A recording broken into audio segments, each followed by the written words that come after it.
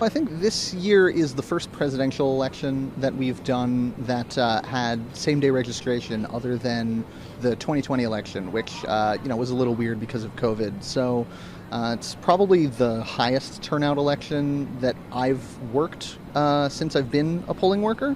But obviously, some of that was undercut by we had quite a few early votes this year. So something like 40% of this precinct voted early. What is the ratio? Can you give us a little bit of, in terms of numbers, the traffic that's come in this morning, and what do you expect towards the end of the day? So we're expecting about 80 or 90% turnout across the county.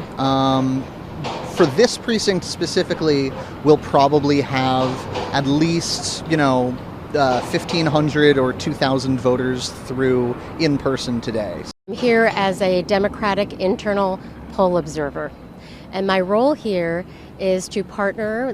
There's a Democratic internal poll observer, and then there's a Republican internal poll observer.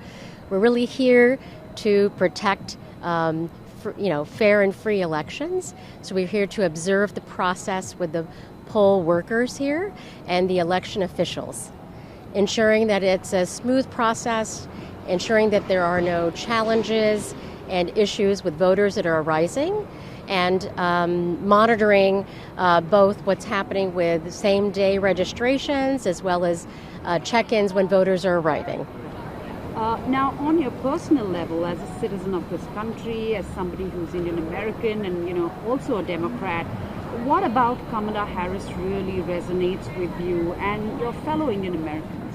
Sure, I'd be happy to speak about that. So there are four, I'll use F's, that are critical for Asian Americans and their issues. And I'm going to use them in terms of freedom, fight, focus, and forward.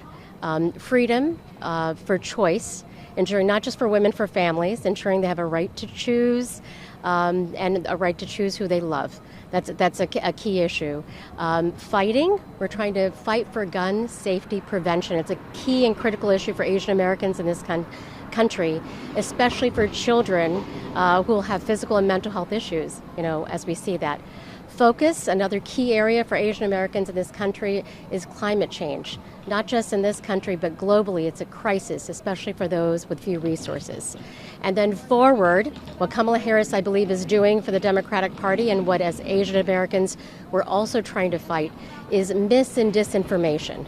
So we want to have voter education, ensure we have all the correct information that we can provide voters so that we can have free and fair elections. And that's why I'm here today. So I just got back from Georgia yesterday evening, where I spent about a week on the ground looking at Asian Americans and how we were performing and what sort of the enthusiasm level was. And it's off the charts, especially in Metro Atlanta, which has the vast majority of votes that are going to determine the Georgia election. But even in rural areas, what I had seen in the past in terms of high Trump support, I didn't really see as much as I had in prior elections in 2016 and 2020. Overall, I'm feeling very good about the Asian American electorate in 2024.